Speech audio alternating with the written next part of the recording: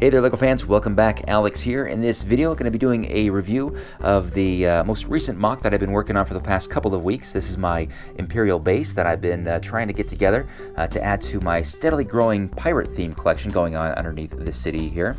Let's go ahead and grab this thing out of this area. I'll get it on a table first of all so I can actually do a proper review. Before I actually start the review, I do want to address the elephant in the room, and that is many of you thinking this looks very familiar, that maybe you've seen this before. And that is because I am using the same island that the Pirates of Barracuda Bay shipwreck is based on.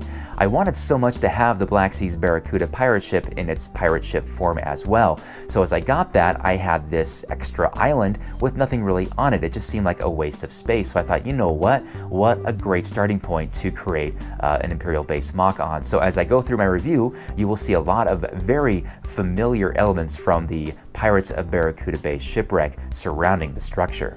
We're also going to need to address something here, guys, and that is the fact that, well, my base doesn't really have any Imperial soldiers, except for just one guy at the very top. And this base really needs more than just one Imperial guard. So that means we need to go downstairs and pull a Lego set out of storage that will help solve this problem. So here in storage, there are a number of Lego sets still in their box, and that's going to include the Lego Pirates chess set. So I bought this Lego set many years ago as an investment set in hopes of, making some money off of it. Now that I'm actually opening it for the minifigures, it's still going to pay dividends, just, of course, in a different way. I guess what we learn here is that when you buy investment sets, make sure it's a set that if it never sells, you wouldn't mind keeping for yourself. After rummaging through the pirate chess set, there are 20 minifigures, which is a very large amount no matter what you're buying. But 8 of them are going to be our Imperial Guards that will help properly staff this new base, including an admiral or a general, whatever we want to call him. We also have 10 pirates that will help to staff those big pirate ships downstairs. But I think we might have to find a pirate ship for that guy. He looks like he's ready to take command of a ship. Also, all these great extra pieces from this set. There's a lot of pieces, a big set, not to mention these large plates in the back and various other pieces that will help in future builds. Now that the Imperial Base is properly staffed, we can give it a proper review. Let's go ahead and start with a perimeter and go around the entire base. Now, as an Imperial Base, it is properly equipped with food and weaponry as well as gold, making this a high target for pirates. That being the case, the guards have got to be on their guard and make sure they're looking out for any kind of pirate activity getting close. Unfortunately, Gary here, who's supposed to be guarding the dock, is a little distracted and is ready to get ambushed by a couple of pirates looking to free their friend Timmy from jail. I also decided it would be kind of fun to keep the skeletal remains of an Imperial Guard in the exact same location as it would be in the Pirates of Barracuda Bay Lego set. The structure is built modular style, so you can remove each level one at a time. I'll go ahead and do that now, and we'll start with the ground level and work our way up.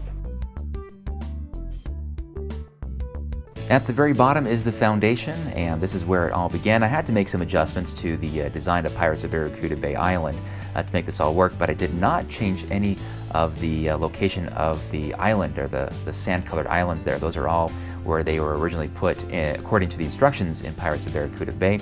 Not a lot happening down here, but I thought it'd be kind of fun to throw in a treasure chest full of gold underneath the building. The first floor features 2 rooms. The one on the left is the armory, which features a lot of cannonballs stacked up in the corner there, swords and guns. The larger room is a multi-purpose room, which can be used for a variety of purposes. At the second level, we have 3 cannons. I wanted to make sure that this base could defend itself against pirates. The front 2 cannons are actually borrowed from Pirates of Barracuda Bay in my theme park. I'm thinking I need to take one more from that set so I can actually have an even number in the back as well, just in case they attack from behind. The room on the second level isn't really a room at all. It's more of a hallway that just allows you to get from one side of the structure to the other. As you can see, I did put in a staircase. I wanted to make sure that the minifigures could access each level via stairs, at least some way, somehow. But that meant there was a compromise in space on the interior on some of the levels. The next level is just kind of a box, really. It's all it is. I wanted to put something in here furniture-wise, so I squeezed a desk in there, and this lady in there is writing a letter, it looks like. The other half of the room is just a continuation of the staircase that's going to go up to the final level. Let's put this back on there, and we'll get to that one next. The final level was very important to get right because this is what would tie it into those old Imperial bases that you saw in the 1990s, which usually featured a angled roof that was blue or red. Since this is a blue Imperial base, this is going to be a blue roof. They also featured a working crane as well as a cannon that had the high ground. Now, because I had the space, I decided to add a fun little feature of a secret stash for a treasure chest.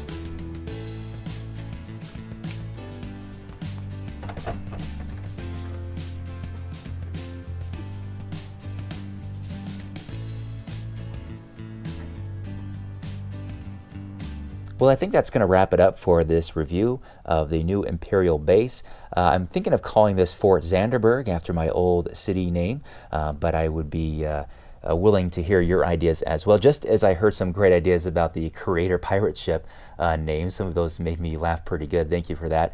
So far, my favorite, I think, is the Black Skull. I think that sounds pretty cool, also considering that it has that black skull on the front of it there. But you know what? This MOC was fun. It was a blast to build. I'd never done a MOC like this before. I wish I had newer Lego pieces for it because a lot of the white pieces I use for this are quite old and don't really have that shine. It might be a little bit yellowed, but as you can see, I try to make it look like it's been in some battles with pirates in the past using those gray pieces to indicate some, you know, some character, right? But regardless, it was a lot of fun, and I think it looks pretty good. Let me know what you guys think of it, and I'd be happy to hear your suggestions on anything else that you'd like me to try to make or try to collect next. I think somebody told me it would be great to get the Imperial flagship, and you know, I totally agree. The Imperial flagship would help even out the forces here a little bit better because that thing it's a big ship. But it has a big price tag right now. But hey, I'll keep looking around for it. All right, guys, thank you so much for watching, and we'll have some more fun stuff for you in the near future. Until then, you guys have a great day. Bye-bye.